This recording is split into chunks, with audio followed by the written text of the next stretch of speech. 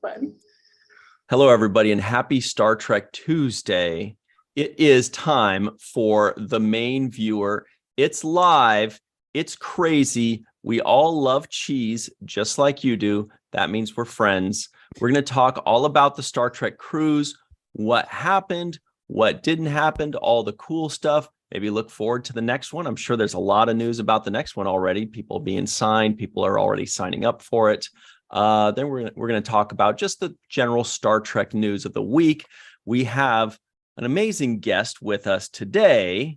You know her from the Shore Leave podcast. She also helps to run the Star Trek Experiences Facebook group, which is always a great experience for all of us. Of course, her name is Marina Kravchuk. Hello, everybody. Thank you so much for having me back. It's exciting. She just spent 7 days on a cruise, by the way.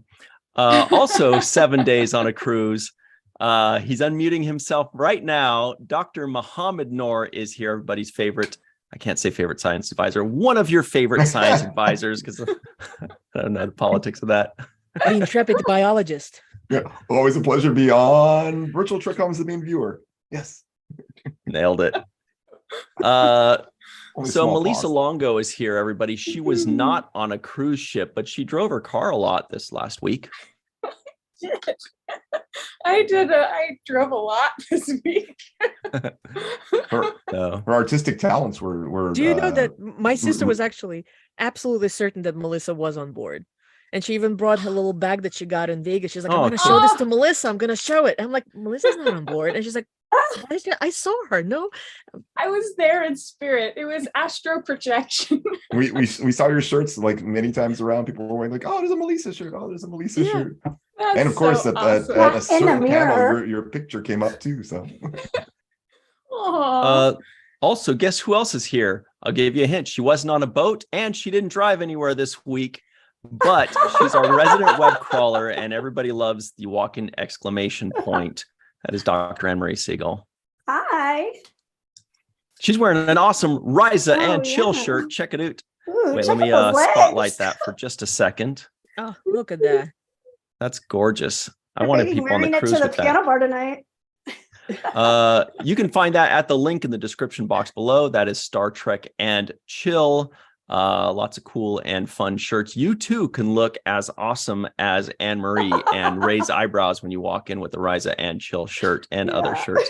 My name is Ryan T. Husk, and I'm wearing a shirt from the cruise from last year because I also was not on the cruise this year. So this is the most relevant thing I've got in my repertoire, but it sure is cozy. Let's say hi very quickly to the people in the live chat and then just get up into that cruise. Linda Anderegg, hello. Matt Boardman, Fran Iverson, and Glenn Iverson, no relation. Robert Kaiser, hello. David Gregory, of course. Sailor Marge. That sounds like somebody that was on the cruise with a name like that. Oh, Marge, yes. Killing the cosplay. Oh. Hello, Wanda. Hello, Faith. How are you? How's the kid? Melissa is also here. What's up to everybody in the live chat? Chris Gavin. All right, let's get into it. Mohammed and Marina, can you please tell us everything we missed? oh man, from the beginning. Yes. See, there was this giant ship. Yeah. And we were in the Pacific. This was yet another unique experience because this type of events are basically in the class by themselves. You can't really compare it to a land-based convention. It was different a lot for many people, especially the ones who only do Star Trek cruises, but are not generally cruisers. This is the first time that they did it out of LA. So, for me personally, this was exciting. I have to admit, this was actually the first time that I was in LA, not like, on the layover flying someplace. I actually got to spend a little bit of time, just looking at touristy things in the city. So this was all in all, like we will touch upon all the pluses, minuses, everything that happened on board. I consider this as a very successful trip. I got to see all my friends. I got to see some fantastic panels, and just generally, like you get this entire week of just trekking. So yeah, there were a couple of things that I'm like, God, that was tough. But all in all, I enjoyed myself really, really a lot. Before we get into the cruise, can you tell us what you did in LA, like the touristy stuff? Well, I tried to do as much as I did. I'm a very sort of actioneer. So I don't do like go sitting on the beach or sitting by the pool. I prefer to actually go and see something. So my sister and I, we did a bus tour, just generally taking us around, just showing the sights. We went to different museums, so California Science Center to see the shuttle. I finally got to see the Endeavour, which is the last shuttle I needed to see. Otherwise, I've seen all the other ones that are still with us. La Brea Tar Pits, that was a must. Nice. Natural History Museum, that was a must. The Academy of Motion Picture Museum, which turned out to be having a special Godfather exhibit, which was absolutely mind-blowing. Yeah, if you're in LA and you haven't seen it, go check it out. It's absolutely something very special. And I got fast. to like I was stalking your pictures, and there was a picture of like one of Michael Westmore's relatives. Like in the 50s, he had this whole box of like 30 different mustaches. And I was like, this is so fitting, because he was just on Seventh Rule last night talking about his relatives and the dynasty and all of the like specialties they have. It's extraordinary. I wanted to actually see their star, the Westmore star on a Walk of Fame, and unfortunately it was beyond my walking ability. I only had like an hour to spare, so I walked back and forth and I tried to find all the Star Trek ones and everything. So that was unfortunately one that I didn't get to see because it was too far away. But I did find all the original series stars, plus Gene Roddenberry, plus Ricardo Montalban. So, and of course Patrick Stewart and LeVar Burton. So I'm like, this is so exciting. And what's more, I actually encountered Burton's by accident. I forgot that he had one. Don't throw things at me. And I'm like, okay, that's it. I'm walking towards the hotel, and it says LeVar Burton right in front of me. Isn't this totally exciting? So yeah, so it was kind of like this very rushed, basically day and a half that we had after we came back from the cruise, that we actually got to see the city a little bit with my sister. Before we left for the cruise, we and a whole bunch of our mutual friends, we spent some time checking out USS Iowa, which is a maritime museum on a battleship that's actually parked right next to the next berth away from where our cruise ship was parked. And it's really interesting. It's a very special battleship. If you're into history, same thing, make sure to check it out. How many days were you in LA to squeeze all that in? No, it was actually so we flew in the day before the cruise, which is recommended. If you're thinking about the cruise, do not fly fly in the same day that the ship lives. That's a really, really not a good idea. Dangerous. Yeah. So it was a Friday to Friday cruise this year. So we flew in on Thursday and we came back on Friday. So we had Friday and Saturday there. And then we flew out. We had a very early flight on Sunday. Had to get up at like 3 a.m. Oh my gosh. Yeah. Oh. That's can I ask about who saw whales? We saw whales. Yeah, Muhammad did, because I didn't get to go. All the excursions with the whales sold out. So I was like, it's okay. I'll just relax and walk around the port. Actually, I wanted to add to something Maria said way at the very beginning there. So just to set things up, and Melissa and Ryan, you guys know this from past cruises too.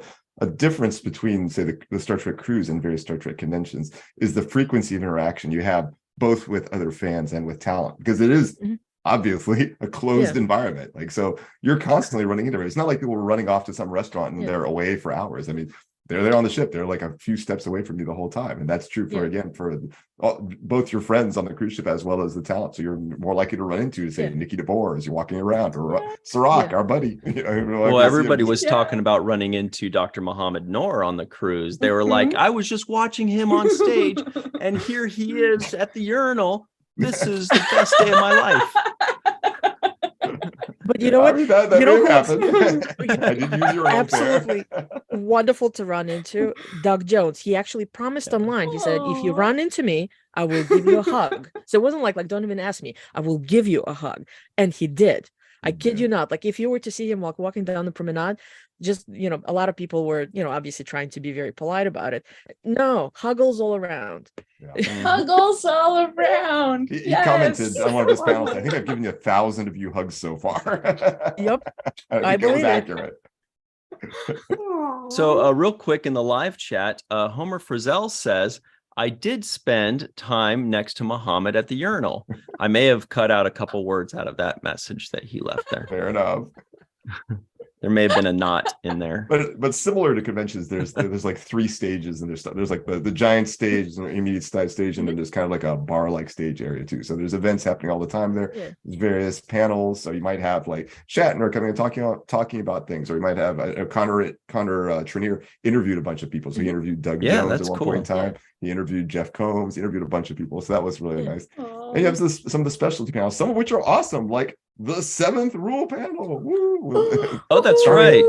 Starring I was just going to Stockton ask and you, Denise Muhammad. Crosby there. I was just going to ask you what your panel schedule was like, and I didn't even mean that would be like totally leading into the shout out to the 7th Rule. But can you please tell us what panels you were doing, how many you were scheduled for? Let's see. So what did I had? I wasn't formally on the 7th Rule panel. I was just helping out Sirach with that because that was really his panel. But the formal ones I had 2 science trivia things with Dr. Aaron McDonald. And I had 1 panel. And they with were Dr. tough. Yeah, we had to be tough because we had to make sure there was only like 1 winner. So we couldn't have lots and lots of people get them right. But it was like, they were really, really hard questions. And we still had people get like 9 or 10 out of 10 right. Like, oh my gosh. Wow. That was intense. If I may interject, it was very tricky too because they were alternating. So it'd be like physics question, biology question, and it's only like 10 of them, right? There were only 10. Yeah, You 10 would get each to one. like roughly about to 6, and you can see the place is just like, oh great, yeah, I got that one. It's great. And then at 6, it literally just drops off because that's when it's like you hit the wall with like, what was the question about, like epigenetic? And people are like, that's a word. Just dead. What is well hang on, let's figure out what epigenetic means. Okay, so we know that it was actually an answer too, like, because people are like, I don't know. I don't think anybody got that one. I think that was the one that was missed. Epi doesn't that mean like inside, or like epidermal or epidural? Epidermis is above the dermis, right? Isn't it the cells that you're born with that talk about what certain cells do or their jobs? Melissa and I should totally run a science quiz ourselves. Well, no, we're really good at this. No, because I was hearing about epigenetics this morning, and maybe none of it sunk in, so maybe I'm totally way off base, but they were talking about the difference between epigenetics cells and stem cells, and how anyway yeah. On the right track. All right. I can go into that if you want to, but I don't know if you want me to go back to the schedule. Yeah. But you're on the right track with that, though. What's good. epigenetic, please? You can't just drop that bomb and not tell us.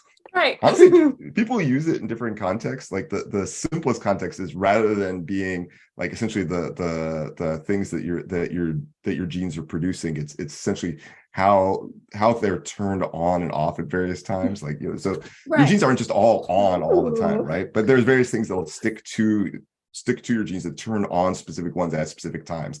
And that process is sometimes called epigenetics. That sometimes can also be, though very rarely in mammals, can also be inherited. So some people refer to transgenerational epigenetics, but that's, I don't know which context specifically would be desired in this case, but it could be used in a couple of different contexts. Cool. Sorry, that was not the cleanest. I'm sorry, I kind of put everybody on the tangent where we're talking about we loved it. schedule, which was some incredible panels, believe me. Yeah, I heard everybody was turned on the cruise. Yeah, I got to go to almost every single one except for expressing one. as much as possible. Yeah. But you have the information that's in the DNA letters, but then you also have Go back to the Epi cruise. Yeah, the Epi cruise. Okay, let's set aside EpiPen. I love this. But I had one panel with Dr. Aaron McDonald, which was the Science and Star Trek Discovery, but then I had 2 solo panels, one of which was that's a good movie. Yeah, Star Trek Biology's Greatest Hits and Near Misses, which is an expanded version of the one I gave at Las Vegas last year. Yeah, because that one was really constricted because I only had a 30-minute slot. This was an hour slot, so I added some Enterprise and Deep Space Nine and stuff to it that weren't in that previous panel. And what was the last one? Oh, the last one was Genex ancestry testing, race, and Star Trek. And then again, like I've moderated the 7th Rule panel. And your office hours. Like, the office hours, yeah. So I was seeing you pop up all over my feed. Oh, what's up with the office hours? What's that about? So on at sea days, I would go sit in a specific spot in the Windjammer Cafe, and just if anyone wanted to just come and chat about science, there was no agenda, just come chat. So that was That's just a so good way. That fun. way people would say, well, I want to come chat about blah. Like, well, I'll be at the Windjammer at 8:45. Come chat, and there'll be a group of people who all like science. We'll all just chat. So I just called Brilliant. it office hours. Yeah. So cute. Great idea. Thanks, Amber. So we did actually see a ton of pictures from the Seventh Rule panel. You had a full slideshow. No expenses were spared. Slideshow. You had video, pictures. We did have video. We played a clip of the last Outpost Seventh Rule episode. Nice. Yay. We saw Homer went up on stage for a bit. So did Yvette Blackman. Yep. What a great time. Was it as fun as it seemed to be? I thought it was great. I'd love to hear Marina's thoughts on it, but I thought it was great. I mean, Sirach talked about the history of the podcast, talked about working with Aaron, and had great reminiscence about that. Talked about the difficult times after he passed and how Melissa inspired him to keep going. And you were highlighted. Yeah, he very much said like, I wouldn't have done it if it wasn't for Melissa. But then like, yep, that was it. I was going to do it. Yeah, So glad. Lots of So love for you glad. there. Yeah, it was just great. And then he's talking about coming into it and getting to watch these episodes herself and getting really excited about meeting all the fans and stuff too. It seemed. I'd love to hear your take, Marina, but I thought it was great. Yeah, no, it was wonderful, and the fact that Denise was a part of it, because now she's a part of the new discussion about the TNG. I just generally like these particular types of panels because you get far more fan interaction. It's a smaller room. It's basically a lounge, so like it's not like people are just sitting.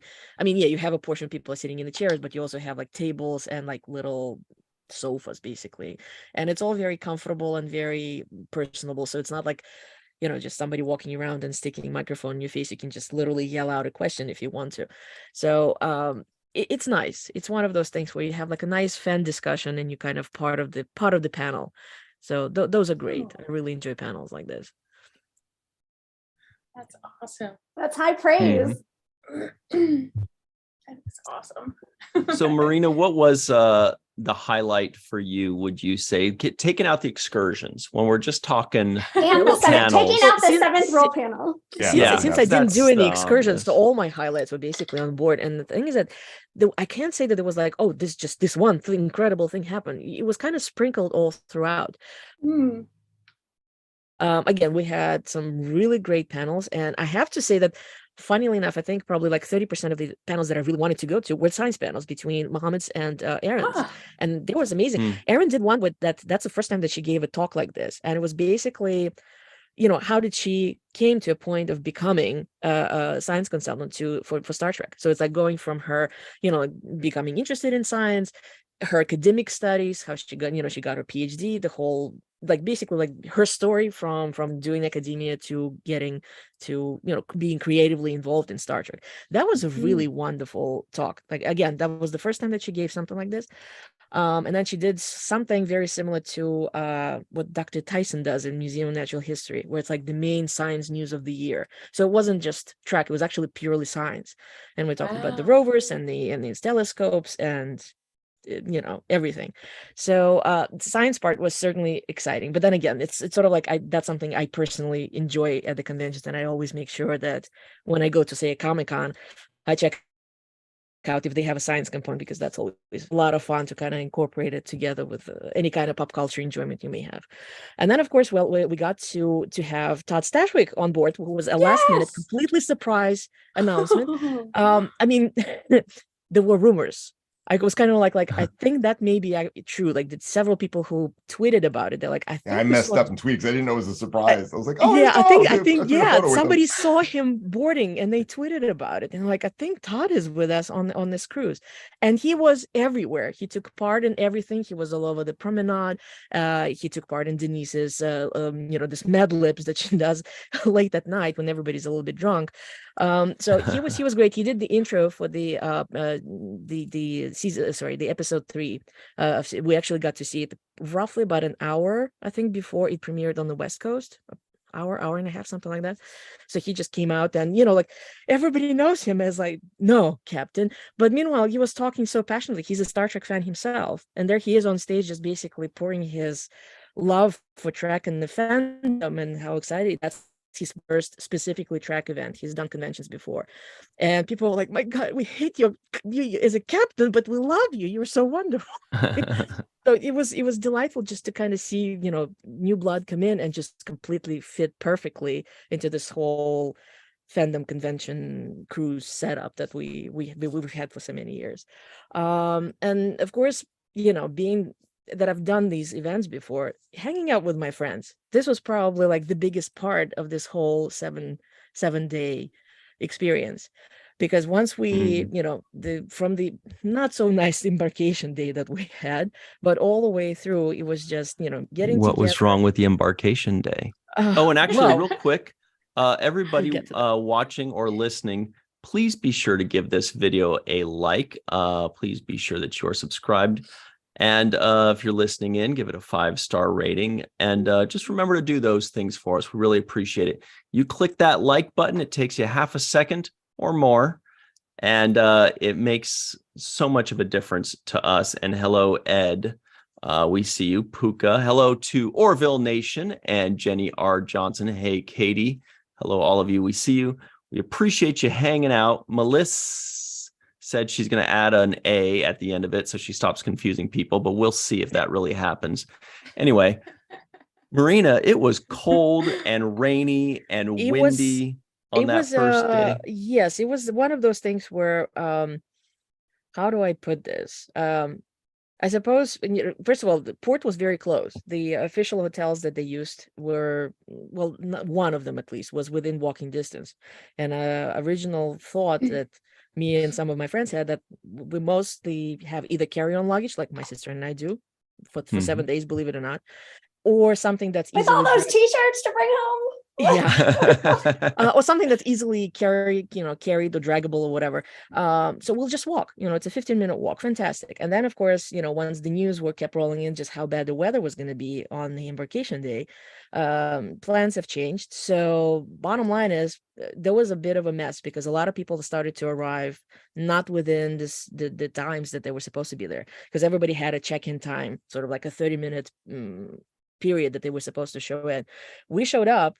It was horrible. Like basically a lot of people had to line up on the pouring rain in really, really strong wind. And just I suppose because of that, like everything was seemed like, how do I explain this? Probably the smoothest one was actually last year's Orlando. The building of the port itself seems like a spaceport compared to San Pedro, with all due respect to San Pedro, because it was like 2 tents in the barn, but that's what it looked like, especially in the pouring rain. But we got through it, like it was like sort of like we're all going on the cruise, like just huddle in, and hope that the wind is not going to blow away the tent. That's as much as you can do. And then, once we were on board, it was just a matter of like waiting. They did open the cabins pretty fast so people could at least change into some dry clothes. And that's it. And that's when we started. Of course, because of that, the usual embarkation party that happens on the upper decks had to be modified. So part of it was brought inside, and there was this big party with a new DJ that we had on board, DJ Storm, who really, raised the roof. We had sort of like Promenade was pumping, everybody was there. And then part of it, when they do the introductions of the guests who are on board, was incorporated into an evening show. So I think it was originally supposed to be a much lengthier game show, but they had to do sort of like both the game and also introduce all the guests who were on board. And as usual, it's usually separated. All the big evening shows, you have half of the audience coming in as the early show. They have blue cards, and unfortunately I don't have one with me, but I could show you. And the red cards, which is a later show, is a repeat. I mean, it's not identical. It kind of tends to vary, but it's the same idea. You get a game show and the introduction of the guest in this case. Pretty great name for a DJ on that day, DJ Storm. Oh, she was fitting. Good. She was good. Marina mentioned the Sod Stash, but there were a lot of other people not from necessarily like the currently running Trek, but who were first timers on the cruise. So like Ira Stephen Bear was there, which was fantastic, and he was participating in things and very active. Andy Robinson, I don't think had been on the cruise before too, but it was great seeing him at various events as well. Doug Jones, of course, was, I think that was his first time on the cruise. There were a lot of folks there who could have been on for many years in the past, but just hadn't gotten to do it or something like that. So it was really fun having them be aboard too. Can we just point out that Ira Stephen Bear, on his Deep Space Nine panel on the cruise, he was wearing a cool shirt that we sent him from Star Trek and Chill. It was the Cisco family, and I was very pleased to see him wearing that. I may or may not have shed a tear. I didn't, but I appreciated that he did that. It was so cool, and it looks great on him. And that was cool. If anybody wants an awesome Cisco family shirt that Ira Stephen Bear wore himself, well, similar one, not, yeah, you can't have it, modeled it for us on stage. He's our model. That's at the link below, the Star Trek and Chill shop. Muhammad, what was in your wardrobe on your actually I wore that same shirt too for the 7th panel day. Brilliant, I love it. Really, the family one. I did, the family one specifically, So cool. with Cisco family on it specifically. I mean, I wore some of Melissa's shirts. I remember on the last day I wore the listener shirt from her designs. I saw some of them in the pictures. It's like, oh, Muhammad, you're so awesome. Oh God, it's a fantastic shirt. Of course I'd wear it. But it was just overall a really, really fun experience. I mean, I think Marina hit the highlights I would have hit too. Yeah. Mm-hmm. Well, plus the Elton John impersonator. That too. Actually, we didn't talk about the cosplays. Maybe we should talk about that for just a second. Yeah, please do. This is great cosplay for anybody that wants to cosplay somebody with a t-shirt. Look closely, it's all the Cisco family in there, including the baby, which is beautiful. I love this so much. Anyway, what's up with the cosplay? There was a lot. And they had, of course, on the second to last night, they had the Q's costume contest there. And it was fascinating seeing some of the things that people came up with. There was all sorts of crossover things. There were people that were like, half one kind of alien and half another kind of alien. Mm-hmm. There were a lot of cosplays that actually had nothing to do with Trek. I mean, actually, the ones who won the costume contest were this like almost fully functional Hawkman and Hawkgirl couple. Oh, yeah. They're these giant. Pardon me? Is that Paul? Andy Hall. Oh, Andy, yeah. Yeah. He's always at STLV with that, right? These giant wings, and they were spot on good. Like, wow, this is very impressive. There were just some funny ones too. Like there was a Horgon going around. Oh my gosh, that Horgon with his different poses like this and like oh my gosh. I was like, and then one night he was Bajorgon, like for the Toy Festival, and he wore an earring. It's amazing. Yeah. Ryan, I sent you to Facebook Messenger. Like, this is one of my personal favorites. Although I'm a little biased because I love Times Arrow so much. Oh yeah, that's right. The Times Arrow couple with the that would be Sailor Marge. That's Marge. Yeah. Let's give a big shout out to Sailor Marge and her boyfriend here. Yep. Check it out. Here it is. Brilliant. Look at those lamb chops. Oh my god. Oh my gosh. That's great. Beautiful. Look at this. The best thing ever. Brilliant. I mean, that alone to like schlep onto the cruise is pretty impressive. I just like how often you use the word schlep. That's always a word that every time somebody uses the word, I keep thinking, I want to use schlep more often, and I never remember to use it. Yeah. Bummer. Well, I'll use it in a sentence. You did already. White Claw, Las Vegas. All right. That was a great one, though. All we saw was pictures. We saw pictures. We saw videos. We saw Sirach giving a very nice shout out to Ira Stephen Bear, on their panel. And it seemed like everything that we saw was really, really good. But here's the tough question. How does this cruise compare to previous ones? Was it Marina made a face. As soon as I said it, she made a face. Here's the thing, it's like, because it's a sort of like it's a cruise with an asterisk. We were in an unfortunate position of the cruise leaving during the record-settingly bad weather. It just like it's not, to my knowledge, I was told this is not normal. No, we don't usually get snow in LA. Snow and the Hollywood Hills, on the all of freeway that. in LA. Exactly. Right. So that certainly put a damper, because a lot of things that normally would be happening outside were either did not happen, like the Embarkation party. Some of the things felt different because it was chillier until we finally got closer to Mexico, to the resort towns where we had the ports. It was not particularly, it was brisk, like it was good to have layers, jackets, that sort of thing. And then of course, on the way back, my heart goes out to everybody who is affected by the up and down and side to side and all of that, because apparently going north, when you're coming back from Mexican Riviera, there is something about the way the sea is. Funnily enough, our Uber driver who was picking us up in LA when we came back brought it up. He's like, so was it choppy on the way back up? I'm like, how do you know that? Apparently that's the thing. And it was not so good. That's known. Thursday promenade was markedly much emptier because a lot of people were staying put. It was not a lot of people were seasick. I mean, to the point where the staff actually put out I don't know if there's a polite word for it, little barf bags that were hanging on on the railing on every I heard about that landing at the stairs. They closed off the top deck where nobody could go up there, like on the deck. Yeah, my friend Sarah actually filmed. We can see the pool water sloshing in and out across the decks. It was wild. Yeah, there was a lot out there. Yeah.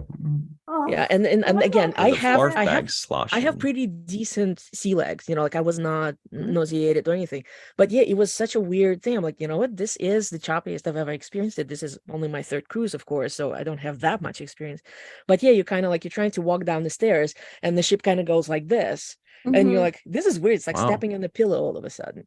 By the way, speaking of, Ciroc ran out the first night when they were doing the introductions during this is the blue show, in my case the blue card show. He ran out just as the ship was doing this. That's because we were still leaving the bad weather coming down, and he just stopped in the middle of the stage. He's like, you know what, this was a really, really bad idea. I need to kind of catch myself, because he literally ran out right in the middle of the ship doing this. Just poor thing. Yeah. Wait, so he ran out. Where was this? Well, they're doing the introductions, and they're like, well, and Ciroc left, and then he runs out on the stage, and the ship literally did this pretty, everybody felt it.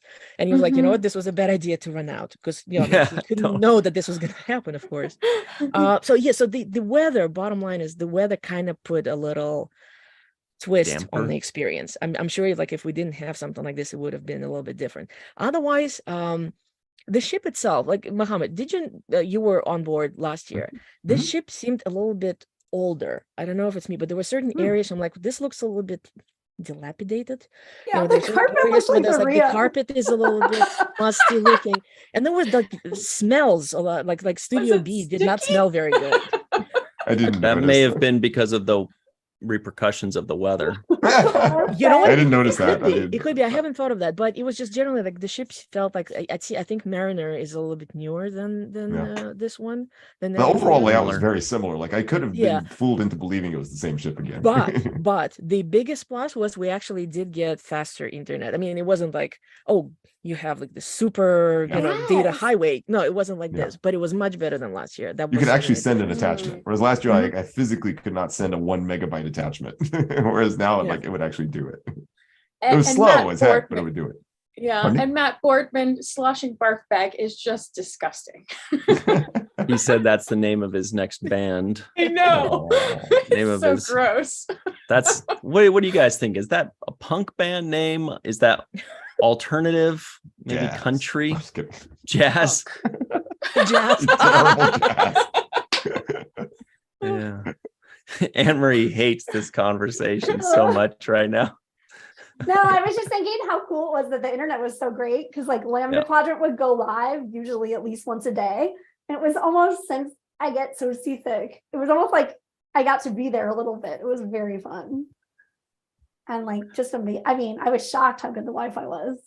Yeah, our buddy Homer Frizzell says that the internet was much better than in 2020. But if I remember correctly, Homer actually was able to give us a very minor tour of the cruise via Zoom for the 7th rule in 2020. So that was pretty impressive, because when I went last year, the internet was not, I wouldn't have even tried to do Zoom. No way. But Homer's I think last year there were 2 levels. There was like a high level, which was pretty good, and then there was the cheapo level, and I got the cheapo one, and it was like you could receive a complete text email eventually. I got the high level, and it was the same. Oh, okay. But apparently everybody says that this year was much better. Yeah. So that's great news. Well, it seems. I mean, much again, better. like those people who unfortunately had to work on board, so they had to do like meetings. That I understand was not necessarily like perfectly smooth. There were some issues, but overall, compared to previous cruises, it certainly was a marked difference.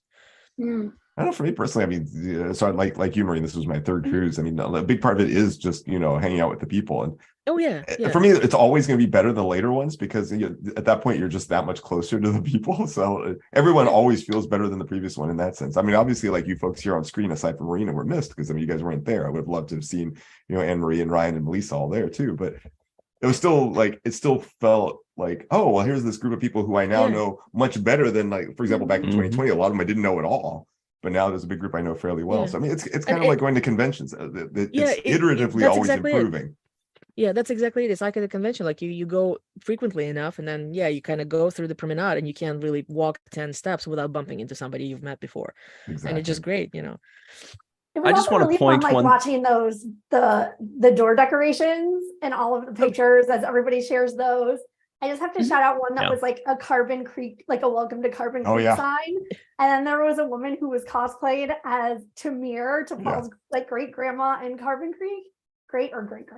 And she was like, she did a picture in front of the door. It was amazing. Like, and totally had nailed that like plaid dress. And then also there was, I don't remember seeing this last year, although probably, I don't know if that's true or not, that it's a first time thing, but like decorating the promenade, like the windows that face the interior of the promenade.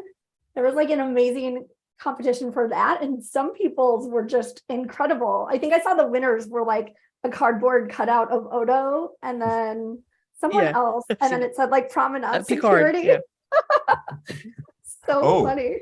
There was one thing, I wish I brought it with me. There was one day there was a group of people who were basically being like I don't want to single out a specific religion. Who were being like have you heard about the PA race? Exactly. They're passing out these little forms about like, the PA race didn't do anything for Beijing, it was under the occupation. And they would give you like little cards. Will the PA race. That was hilarious.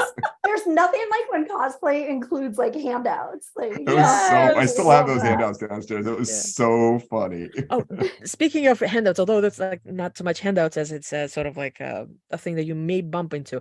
It grew out of this apparent, I only found out about it, going to these cruises. This whole thing about the cruise ducks. And you got one. It started on regular cruises, this whole thing. And then of course, us being Trekkies, somebody got the idea. I was like, well, there's going to be Star Trek ducks. So I'm aware of at least 6 people who hid Trekkified little duckies all over the ship, and then people started taking it further. So somebody put out tribbles, which are those things that they sell for purses basically, but still you come across I came across one in that fake plants that they have in the Star Lounge. I'm like, oh, there's a tribble right there.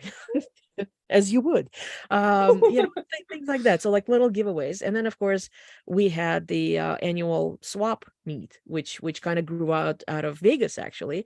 So we had the 3rd annual one, and it was incredibly exciting. 93 people showed up with their wares, the stickers and the pins and sewn little baggies with something, or 3D printed deltas. And it was tremendous because everybody was just so excited. I was taking pictures just of the crowd, not so much what was on the table, simply because everybody got really into this whole spirit of like, I brought all this Star Trek stuff and I want to give it to you,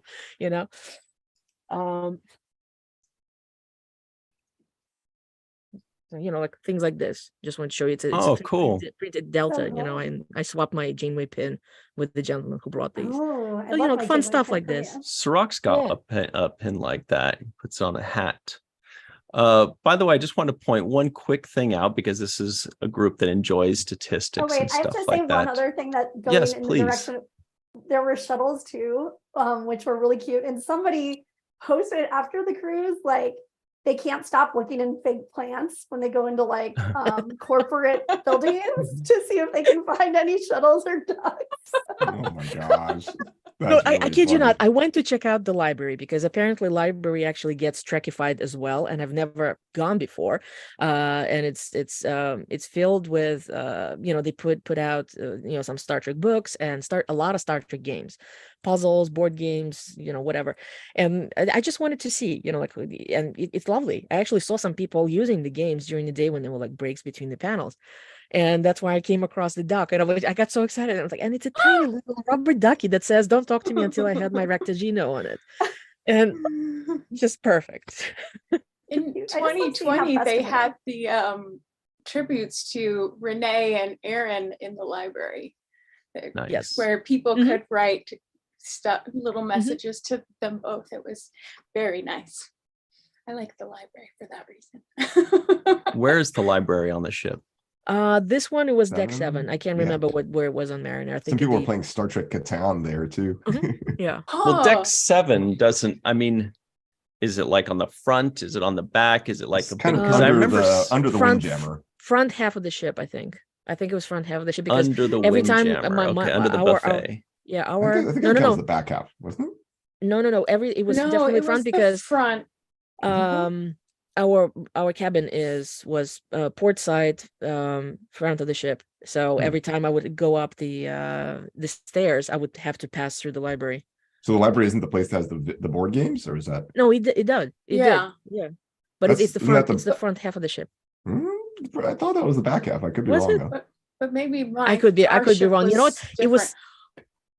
But there was elevators. You could see the elevators. Yeah, from it's the right next to front a set of half. elevators. oriented That's person. true. I And found it. then the I found it very promenade. different that because my cabin was a mirror image from last year, and I found it Mhm. strangely difficult to orient myself because I'm like, I should be going left, but it's supposed to be to the Oh my right. god, that's happened to me at the Rio. It's so weird. So yeah, it could be back of the ship. It could be back of the ship, but it was lovely to see people actually use this. And of course, it's not brought by fans, although a lot actually brought their own stuff. And I'm almost positive that there were some sort of meetups arranged. Speaking of which, new thing that was on board this year is the community room. They Yeah. used one of the basically it's like a club / bar at the very topmost deck 14, that could be booked. You could come in and put your name in for like an hour slot during whichever day. I think they just had 6 days on a piece of paper, and you can just write in your name and whatever you want. So we had actually a small podcasters meetup, for example. There were John Champion That's was there, Sue from Women at Warp was there. So like a nice little chat, very informal. And then my friend Brian Fields, who's very knowledgeable about armor, did a wonderful talk about Batless. He did a similar talk in Ooh. Oh, that was Vegas. cool. Yeah. That like anthropology of Mhm. ballet. Of Batleth, yeah, fascinating. I hope he does it again in Vegas because it's a really, really interesting talk. So that sort of thing. So like they try to sort of engage the fans, so fans could actually sort of create their own content if they so desired. The only somewhat drawback to that, it was very difficult to advertise it. So like if you decide, okay, perfect, we have this time, I don't know, between 3 and 4 on a Friday, on a Thursday, and let's do this. Not everybody has bought internet packages. So, unless somebody actually goes up to deck 4 and checks out and says, oh, there's going to be this talk by fans about this, you won't even really know that it's happening. So that was a bit of an unfortunate thing, that there was no way to advertise it really, unless, you could go in like chats and say, oh, this is the thing that we're doing, and then kind of hope that somebody will show up. That's awesome. Mhm. I love hearing about this vicariously. Can't get enough. I wish you were there. It would have been, it Oh, was fun. But again, the Yeah. whole choppy seas, I know a lot of people were suffering, so I'm really sorry. That's what I heard. Every time people talk about choppy seas, I just look over at Anne Marie though, because she's definitely anti-voyage, I think, because of that. oh, I want to go so badly. It just looks amazing and so up my alley. But I have a question. Does Dramamine not work for you, or it's just Is it it's not like pretty helpful? severe. oh wow. Yeah. Yeah, I'm some sorry. people have it worse than others, right? Yeah. And Dramamine's kind of like a low-level helper, I Yeah. think. There were Then there's other things that people that work on the ships, like the crew, they have like a stronger level pill. I don't know what it's Yeah. called. And then there's somebody's- also like the highest level, which is like a shot in your butt or in Yeah. your hip or something like Yeah. that, Oh, right? wow. I saw somebody commenting, and actually in one of the cruise groups, where they're saying that on the days when it was the worst, people were actually going down to medical to get shots, something Yeah. much stronger, Wow. because Dramamine was not working. Wow. I would too. I'd be like, Yeah. put it in I both would do cheeks, it man. if they could give me prophylactic shots, but I don't think they give it to you unless you're like having symptoms. Mm. Oh. Anyway, Mhm. speaking of which, Yeah. I think it's time to let Marina and Mohammed go, and we really Yep. appreciate them telling us everything about the cruise so that we can live vicariously through them. We're like asking them questions. What was this like? What was that Yeah. like? Was this? We missed you guys. It would have been great if you Yeah, all we Yeah, it missed was out on the fantastic. fun. Yeah. I do want to point out before you go, however, that it's always interesting to get, we're in a world of like, live and instant gratification or instant repercussions or, instant information. And I want to point out that right at sloshing barf bags, you could see, we were going up. And then right here at sloshing barf bags, we It's started to slosh. go down and never fully recovered. Right there. Oh no, I'm sorry. I brought blame this up now. myself. I blame Mm. myself. Anyway, well, we'll try it again. Let's see if we do that again and it dips again. But anyway, Dr. Noor and Marina, we really appreciate y'all. And Mohammed, we will probably see you shortly. Marina, if not shortly, we'll definitely see you shore leave. Of course. Well done. Of course. Your It's just speaking. podcast. Wait, I'll be at Donna Murphy Wednesday if you happen to go.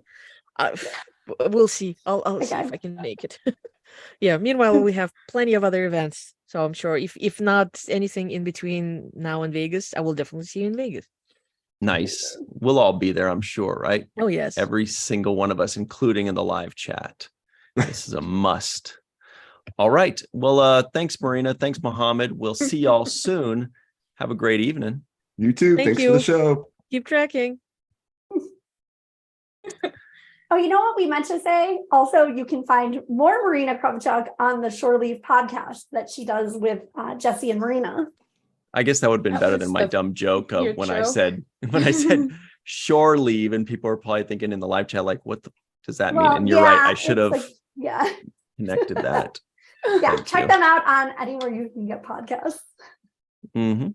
Shore Leave is their podcast with our good friend Jesse Okendo. In karate, they have Yay. something called a kendo stick. So every time it's like 2.5 feet long, I think, and like wooden or bamboo. Okay, And every their time I think of- podcast. Oh, I thought it was over. Should have been. You're right. Go ahead. No, their podcast just starts with a jingle about Jesse and Marina, and they go to conventions together. It's so cute. The podcast is amazing, but the number one reason to get you in the door is to hear this Jesse and Marina Star Trek convention jingle. So make sure you check out Shore Leave. It's amazing. And everybody at home, couple quick things. Number one is please make sure to give this video a like. Secondly, please do us the favor. Try to get us back up to that peak where we were before we Yeah. mentioned the term that shall not be mentioned anymore. Yeah. By sharing this video. There's a share button right under this video. Please go ahead and share it with your friends and just say, hey, everybody, check this out. They're definitely not talking about gross stuff on this live show. And then hopefully we'll peak back up. All right. So let's talk about the news of the week, shall we? First of Sure. all, shore leave. All right. First of all, this is from our good friends over at trekmovie.com. And when I say good friends, they don't even know we exist. No, Oh. Lori Ulster's oftentimes in our live chats. We love her. We do love her. And she them. was at Virtual Trek Summit. And that's why I Virtual call Trek them our good friends at trekmovie.com. This one was written by trekmovie.com staff. Oh, we like that person too. Star Trek Discovery cast and crew share emotional tributes following series ending announcement. So this is kind of a lot of their reactions. Doug Jones talks tearful Zoom call. He says, and I quote, Oh, when he's talking about the Zoom, I'll just read the whole thing. Saru actor Doug Jones is one of the many Trek celebs, that's short for Star Trek celebrities, who were part of the Star Trek cruise this last week. And he talked about the series ending at a panel discussion held on the day of the announcement. Getting a bit emotional, Jones said being surrounded by fellow Star Trek actors and fans at this time was a big help, as he described a cast and crew Zoom call from earlier in the day. Wow, so he was able to use Zoom on the cruise. That's pretty cool. He says, I'm going to get emotional. I've hugged 1,000 of you at least. To be in this environment with all the hugs and love has been an absolute treat for me. We had a very tearful Zoom call this morning before the news hit. I was on a Zoom call with our producers and my castmates. So Sonequa gives you all of her love. And my co-star, Tara Rosling, who, by the way, won a Lappy Award with Doug Jones and appeared live on the 2023 Lappy Awards to collect their award. This is all part of the quote, by the way. And my co-star, Tara Rosling, who plays Tarina, my love interest, she says to tell you all to, quote, party on. So it's been an absolute joy, but once in the Star Trek family, always in the Star Trek family. Oh, here's a nice shout out. You can hear audio of Jones talking about Discovery ending on Instagram, courtesy of our friends from the Sci-Fi Sisters podcast. See, we're all friends here. Anson Mount tweets, my dearest Discovery family. Imagine him with an apron.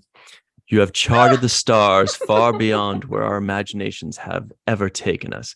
In so doing, you have accomplished the mission. You have changed many lives, including mine. I love you always, Captain Apron.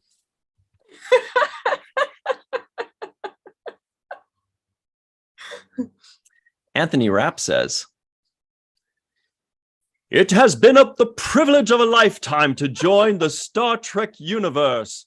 Thank you all of those who've welcomed us into your hearts. To say that I will miss working with my incredible disco family is a profound understatement. They've made my world better in every way.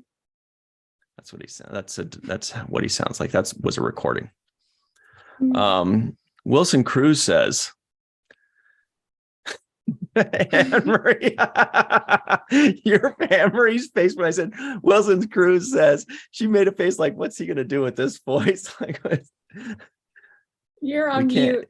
Oh, we can't hear you anymore. What happened? Now she's like, what the fuck? And we can't hear her cussing. No, I was hearing. There you are. I was just seeing if it was my mic. That was the face. Sorry. Okay. I misinterpreted it. Yeah. Well, I was hoping that's what it was because I'm out of voices. Obviously. Maybe I should do Wilson Cruz in the Worf voice. Yeah, that too. All I feel right now is gratitude for this opportunity and for all of you who have stood with us. I love Hugh Colber. I don't think Worf would say love. It's been an honor, a privilege to be him and to have shared the stage with these incredible people. I'm a better person, friend, and actor. Hashtag Star Trek Discovery. Anyway, there are a lot of great ones. There's Patrick, who plays Ensign Reese, if I remember correctly. Ensign Reese. Emily Coots also does a tweet. Oh, that's a fun picture. Oh, for everybody watching. Fun picture. They look like That's Power awesome. Ranger, kind of, but in a cool way. Not Like that Power Rangers aren't cool. Like a crossover between Power Rangers and Tron. Mm-hmm. So everybody go check out the rest of those. How sad were you guys about the news? Don't all jump in on that one. Wow. No, I think I was more shocked initially hearing about it than anything. But yeah.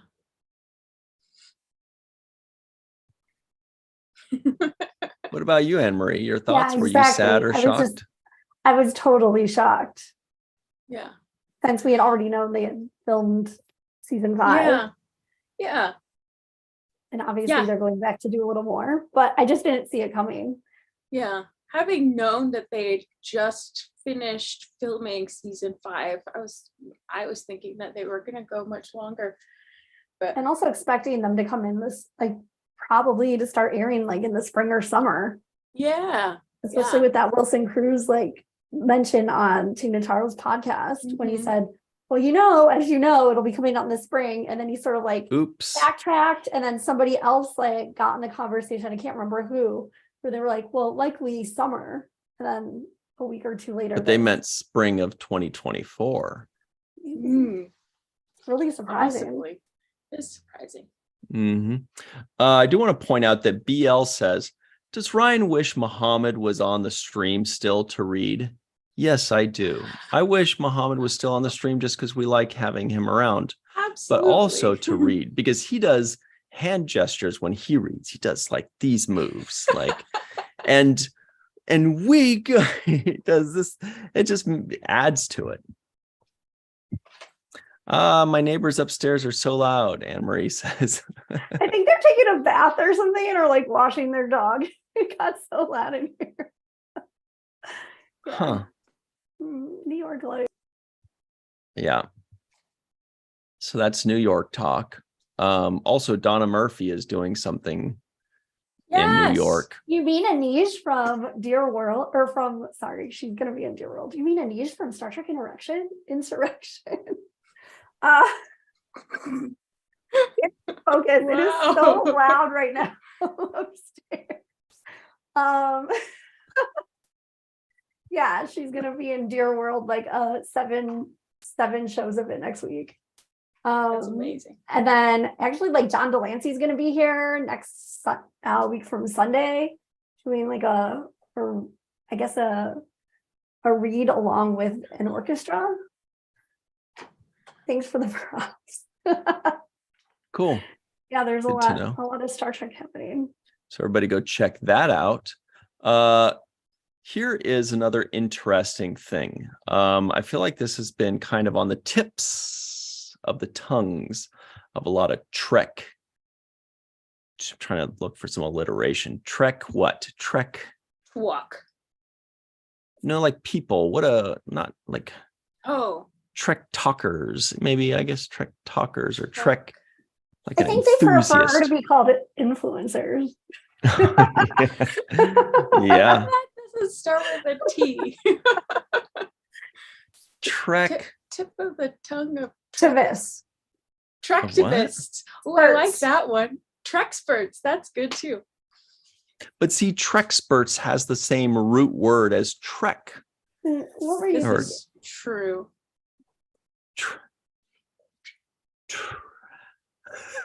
All right, wait. You're right. We should probably move on. Our views are plummeting right now. They're like, I can't wait 14 minutes for you to come up with a word that starts with a T, dude. So anyway, this is a subject matter that was on the tip of the tongue of many Trek fans.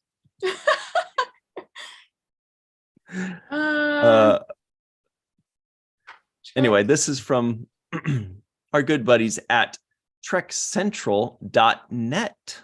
There's a .net amongst us. It's interesting. There's always feel like there's some kind of story behind it.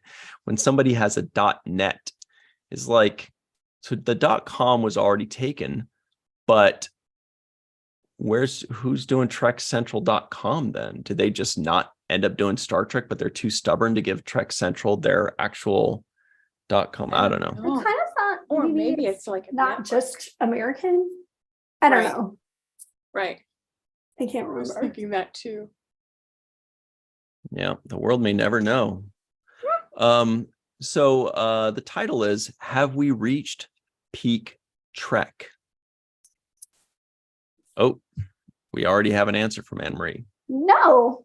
And here's the thing, like, that show was basically on for 8 years. It'll be 2016 through 2023. It started in 2017.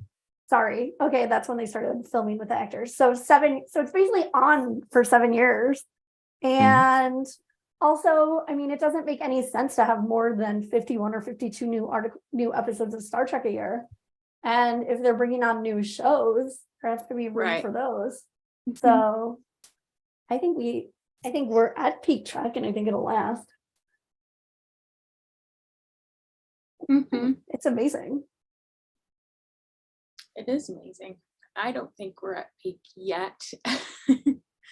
Not yet. Or we are, and we're just gonna stay here. But or I mean, maybe it's at peak, or maybe it's at plateau, where there'll be a certain number of shows that they're gonna put out, but they have to make room for those extra shows. So exactly. Right. Yeah. Okay. Well, this brings up an interesting poll. You can always tell when there's a poll being done because either my face is making poll face or because Anne Marie and Melissa are going, yep. Well, they're like, do we just stop? What happened? Can I just say, for me, I get used to you leading the conversation. So when it just stops, then it's like, oh, okay, now we pick up. Okay. I make you do all the heavy lifting, but don't warn you ahead of time. Right. So are good. the poll is, have we reached peak Trek? As in, we had 5 series going at the same time. And as soon as we hit 5, it seemed like it's already dropping back down because the 5th one was last summer. So we had less than a year of that because you can still consider Discovery ongoing because the next one's next year, but Picard will be over in a month or two, which will be, so it'll be like 9 or 10 months of 5 series going concurrently. The question is, have we reached peak Trek? And the possibilities are, yes, we will not have 5 series together ever again, or no, we will go back up to 5 at some point. So let's put those in. What do you guys think? Do you think we will go back up to 5 at some point, or do you think that little 9-month span is, was kind of pushing it and kind of tough to expect that again? Oh, you're muted. I'd say 4 or 5 because Prodigy's 20 episodes, and I would like to see Prodigy getting like more attention when they're being aired. And I want them to get renewed for season 3 and to continue. It's so good. But if there's if there are 20 episodes of that, I don't know that we need 5 shows a year.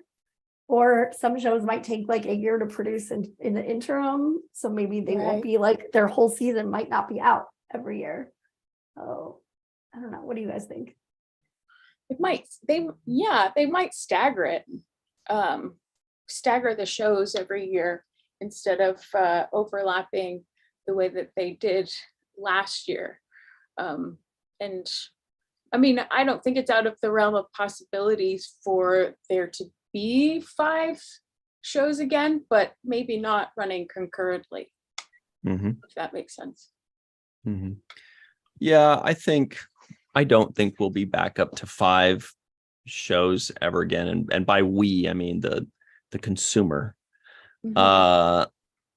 Because to be honest, I don't think we need that. I think if we have 3 or 4, that's cool. Now, assuming that they're releasing every year, if they aren't, then that's going to get a little thinner. But I mean, look with Prodigy, they're doing 20 episodes. Strange New World's going to do 10. Lower Deck's going to do 10. Right there, that's 40 episodes of new stuff. Now, if that happens once a year, that's 80%, like 78% of the year has a new episode that week. That's great. We don't need more than that. I mean, more than that would be fine. We'd like that, but we don't need to be spoiled. I think we'd be very happy with that, with just going a few weeks here and there. Plus, they're also going to have the ready room. They might start Mhm. releasing audio dramas. I really think that they should look into secondary kind of content, something that's a There's lot the cheaper. podcast that Sirach's supposed to be on soon. Yeah. Like, There's a lot of things that are, much cheaper to produce and maybe not the huge quality of Discovery, but it's also not 8 million. It's going to be 100,000 or 20,000 to make a podcast episode or an interview episode or an audio drama, or, these other little supplemental things. So I don't think, and this is just a guess, I don't think they need to go back up to 5. I think we will still be happy subscribing to Paramount Plus with just maybe 3 shows going and then maybe 1 or 2 other extra things happening. I think we'd be there's happy. a good discussion in the live chat that it's true. Like this isn't all one thing. Like you don't need 5 shows like simultaneously to be Peak Trek. Like I think Peak Trek just means like, to me, it means like the majority of the year has new Star Trek. Yeah, and I don't think we're done with that. Captain Peak. Two That's things how the like French people would in one pronounce week just Captain felt like Pike. too much. Like everything deserves to be promoted because it's also good. Also, Right. Yeah. Mhm. Agreed. Mhm. And I would like to see them promote Strange New Worlds a bit more as well. I know that they do in New York, but yeah, it's so interesting when you say that. Yeah, And but other people too, because like New York, I felt like Strange New Worlds maybe was even. I mean, Picard's promoted pretty heavily, but Strange New Worlds has been if you live here and you don't know anything else, it does seem like Strange New Worlds has been their flagship show. But Really? I know that's not Interesting. everywhere. Huh. Wow. So the live chat poll says 43% of you said yes, we will not. So in other words, yes, we've reached the peak. We will not have 5 series again. But more than half of you believe that they will go back up to 5 shows. But yeah, I mean, to be honest, I'd almost prefer having a month off in between seasons, just because it gives the series a chance to breathe.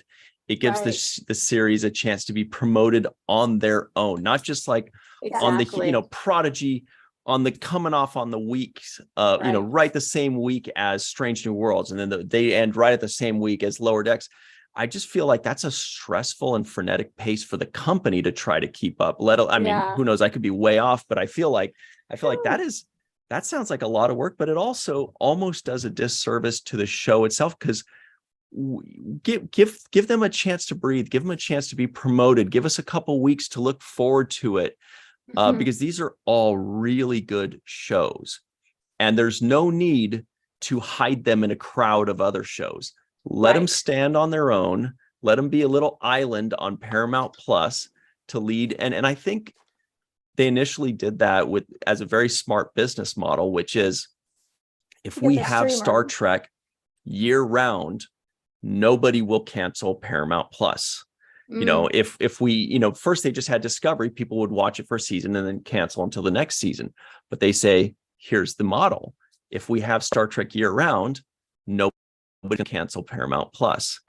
Well, I think now people are not going to cancel Paramount Plus because they've had it for 5 years. I tried to cancel it for a few weeks, just because I was like, ooh, I'll save $10. And then I was like, the next day I had to get it back again, because that is where all Star Trek is now. So I was like, okay, well, this was a bust. But for normal people who are just signing up for new shows, you don't even need more than 3 weeks off. You could have 3 weeks off and then people still can't cancel. Right. But I agree, having some time to savor the show, what you've just watched, and having time to, talk to the people who are on the show, and then talk about the spoilers that have been under wraps for forever. And because now, since the show has aired, you can talk about all of that stuff freely, and And mainly, I just want the shows hyped and promoted more, so that especially, I feel like Prodigy needs so much more love. That said, I saw that Playmates finally announced there's some Prodigy action figures coming out in March and April, which I had to laugh because Murph is the free accessory with doll. Like Nog, Oh, so he's Nog. Oh, yeah. he's the Nog. Yeah. he's the new choking hazard. He's in good That's company. hilarious. But even so, like I just feel like that's great. I don't know, I'm not a kid anymore, but part of me wonders, do kids still play with action figures like they did in the 80s and 90s? And then also, I still would really like to see plushies that are for a younger age group, because I feel like kids get really into shows when they can get toys that are for a show that's maybe even a little too old for them. It's like, I just want the plushies so I can get them for my toddler and baby niece and nephew. And there should be way more than, I think it's 4 action figures total. So Wow. Yeah, there Yeah. should be more than that, especially for a family targeted show. Yeah. Star Wars shouldn't get all of the action figures. So, plus Star Wars, remember their action figures back in the day? They didn't even have those points of articulation. Or some people in the live chat know what I'm talking about points of articulation. Yeah. G.I. Joe, they could play flamenco guitar, the G.I. Joe guys, but the Star Wars guys couldn't even walk like an Egyptian. They're just like, they couldn't even do jumping jacks. They couldn't do anything. There were some Barbies that were like that. Some where you can bend their arms. Totally. And then some that you couldn't. They were just static. Gory. Wait, but there were some Barbies where their arms didn't even move at all? Yeah, I think so. Well, no, they went like this. Okay. But Anne-Marie, what toys did you have when you were a kid? We had like Ginny dolls that were like anatomically correct for little girls, so that were London Barbies because they're so like tall and skinny and Sorry, I asked. not cool body images. Oh, you mean like shape accurate? Okay, when you're saying anatomically correct. No. I don't think. I meant like. Okay, I thought you were like in med school or something. I'm like, No. that? No, I mean like normal body expectations. That's cool. I mean, I had a Dr. Crusher action figure, my one action figure, but like also it was boring because it didn't do anything. That's why I like my He-Man. I was going to say cool. I had She-Ra too. Yeah, I liked He-Man because that was like accurate body types too. Like I thought that set kids up to really, Red Man. I don't have a 16 pack, but I'm still working on it. I haven't given up on that You haven't grown out possibility. your bob. Well, the hair, but I do like that. Yeah, He-Man gave kids a good realistic expectation of if you work really hard and get like an extra 10 abs implanted into your torso, you too can look like He-Man with the right stylus. I just had a lot of stuffed animals, I think. Yeah. So let's see. I'd like to hear what people have to say about the streaming. Sailor Marge said streaming changed the way we promote shows. Definitely. Sailor Marge also says a break is good. Faith Howell says blasphemy. Anne-Marie, 2 treks a week was a glorious journey of awesome. It was amazing. I just wanted the time to like revel in everybody's hype online, and I feel like I wasn't getting to enough because there was so much to consume. Yeah, you notice also that nowadays they always drop on Thursdays, and I use the quotes because it's actually Wednesday night for those of us on the cool West Coast. But back in the day when we had 2 shows going at the same time, they were like on Wednesday and Thursday. I think that would be cool as if they switched that up, but for some reason they've got it locked in that Thursday is premiere day, period. Always. It's been like that since season 1 of Discovery, I believe. I wonder why they did that. Maybe because if you notice, like wasn't Orville Tuesday? Same day, I think. Yeah. So I talked to somebody about this, and they said it was because when I brought up like, well, why do you have Orville releasing the same day as Star Trek? That sounds crazy to me. They said like it's just the business model is that they want it so that it's completely all released by Friday so that people can watch it for the weekends. Oh. So Bird of Prey 5, not to be confused with Bird of Preys 1 through 4, or 6 through 8. If Paramount Plus gets DS9 in HD, then I will never cancel Paramount Plus. What is it? Faith Howell said, the only thing keeping me on Paramount Plus is New Trek and DS9 since it's no longer available anywhere else. What about TNG?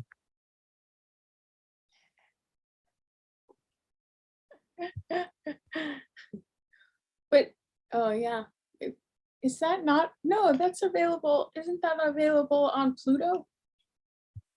I wouldn't know. I've never watched Pluto. I know, but they were just adding Voyager to Pluto, to the new Pluto channel with TOS, and I think TNG is on there too. Jason No, says, Voyager. whoa, Ryan, you're dating us Generation Xers. Well, who else am I going to date? Oh, I see what you mean. Sailor March says, ha ha ha ha ha ha ha ha ha. So many possibilities for Star Wars figurines. Yeah, right. They could just walk like soldiers. That was their whole. And then some of them couldn't even do that. Anyway, Bird of Prey does confirm that TNG is on Pluto.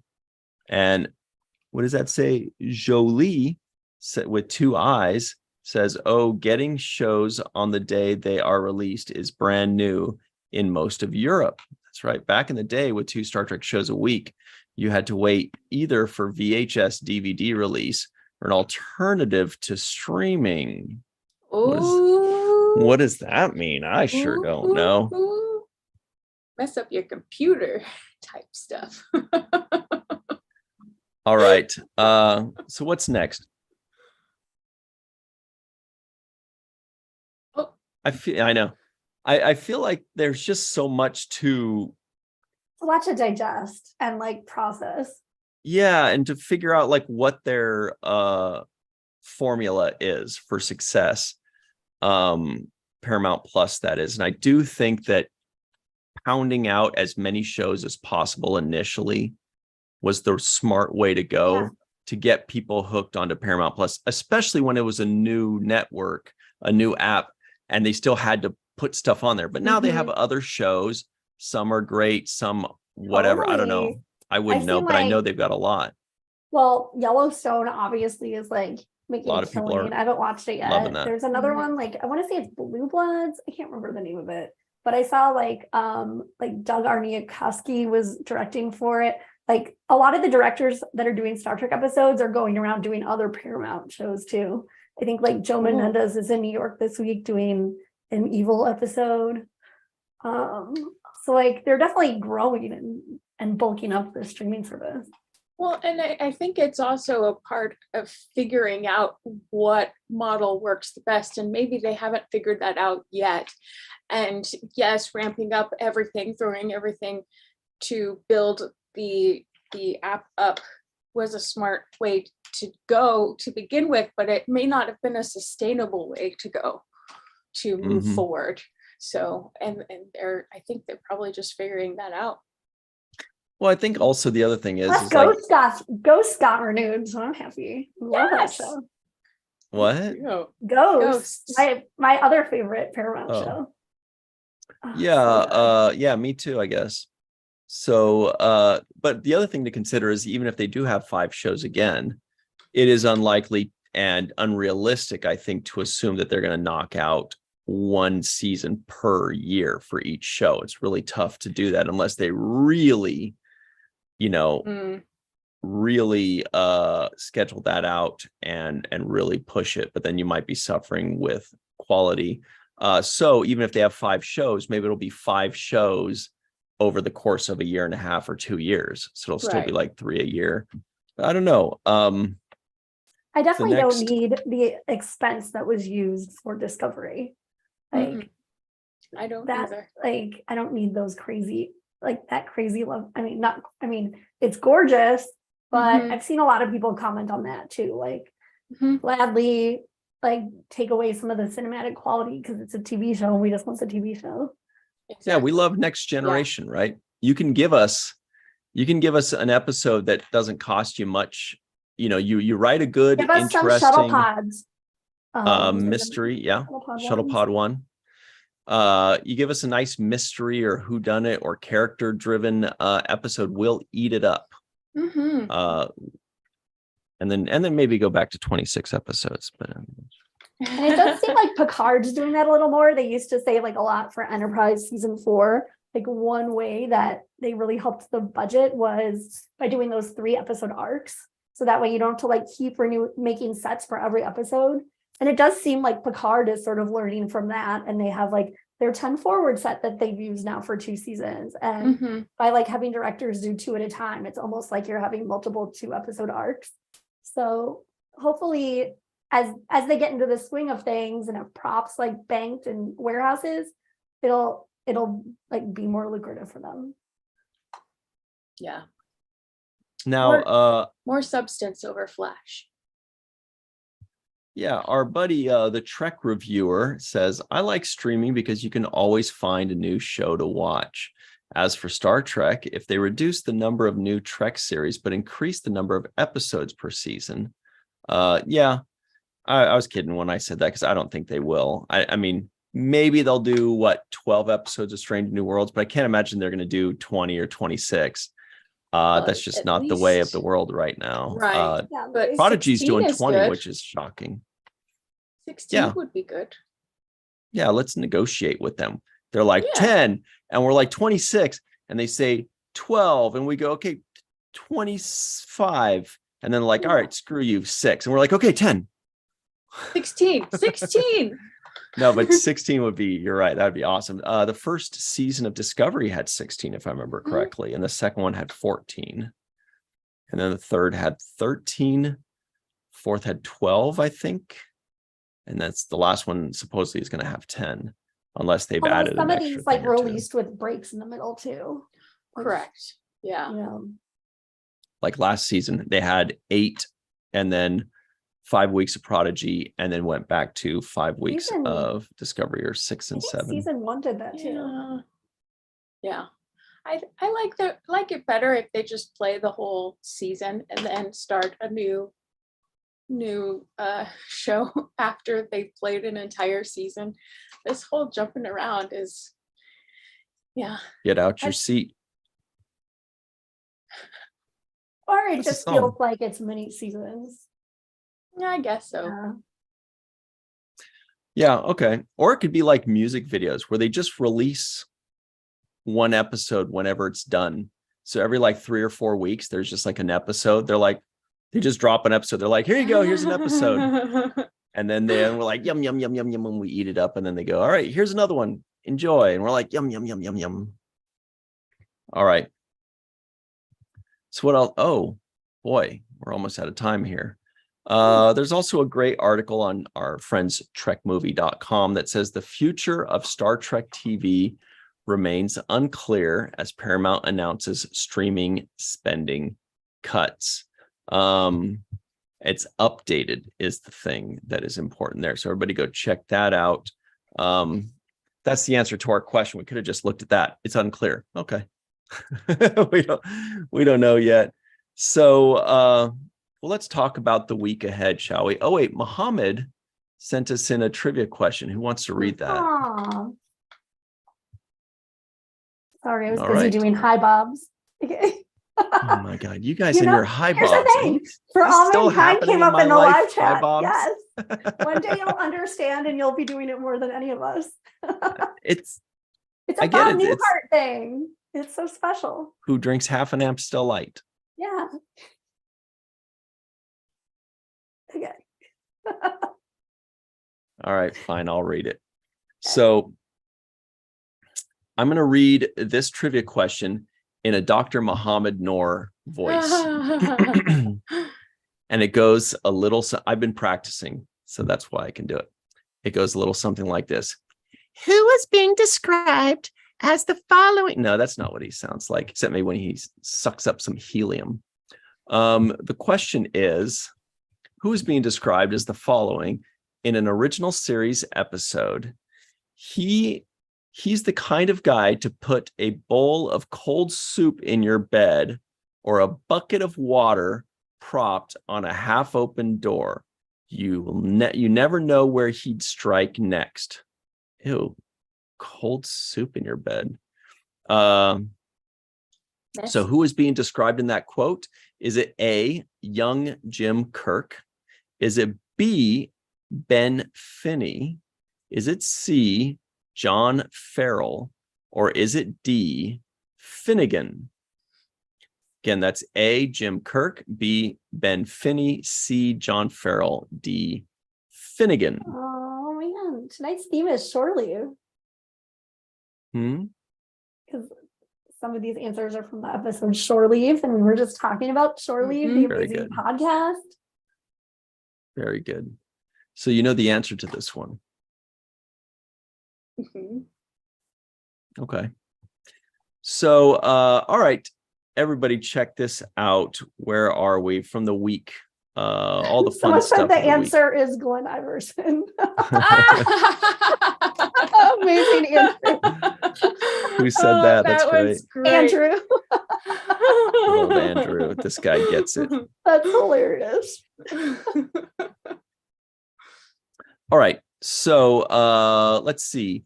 I actually you know had- the answer. Oh, I thought you did. If you go to the Seventh Rule YouTube channel, you will see that the full review of The Next Generation Season 1, Episode 6, Lonely Among Us review with Denise Crosby and the legendary Michael Westmore has been released in full. This is on the Seventh Rule YouTube channel, so go check that out. Lonely Among Us, that's the one with snakes and dogs as the aliens. First season episode, Denise Crosby and Michael Westmore with myself and Sirach Lofton. So go check that out. Also, tomorrow, that's Wednesday at 6 p.m. Pacific, 9 p.m. Eastern time. Okay, wait, If I you just have to say really fast. There's been a lot of buzz that this Michael Westmore interview might be one of the best videos of all time. So make sure you catch it. I think it's in multiple comments and it's just popping up in the live chat again. Okay, sorry. And I've watched it like 4 times.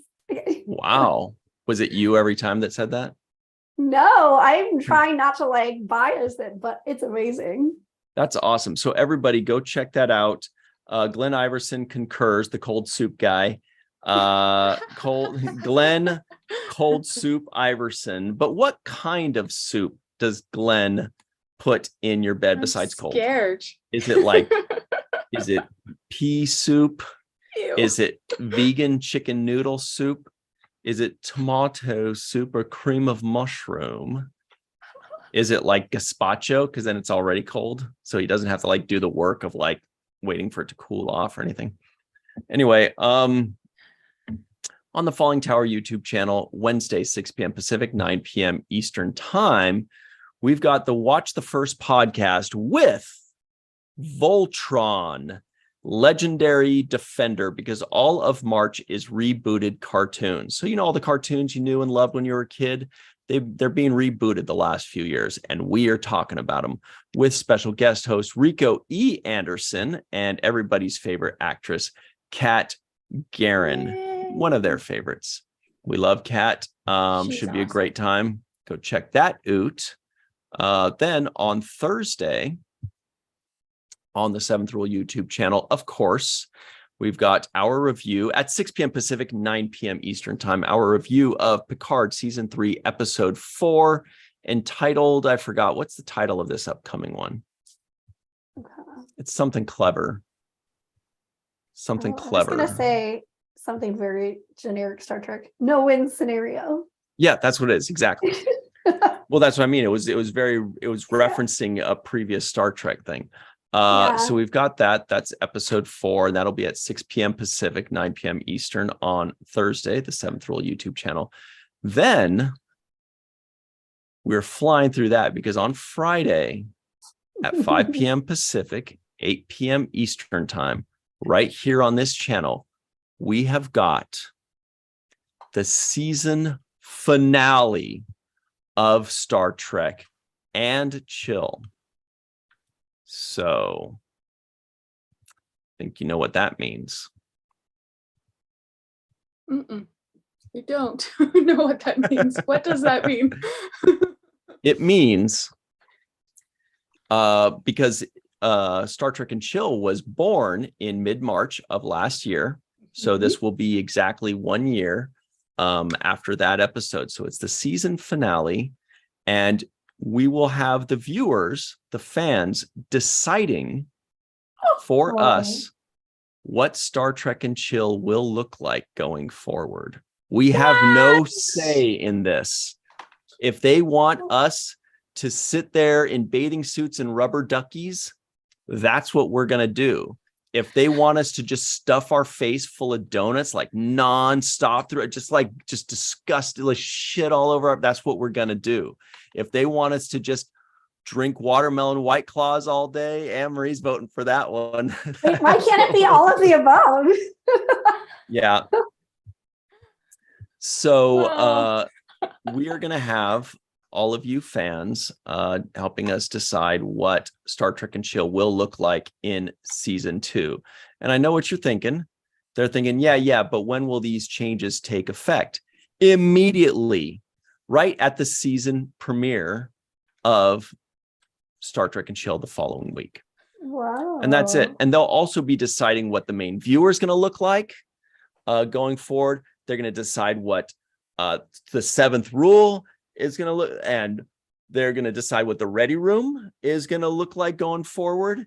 Well, I mean, maybe not all that other stuff, but anyway, so everybody go to that.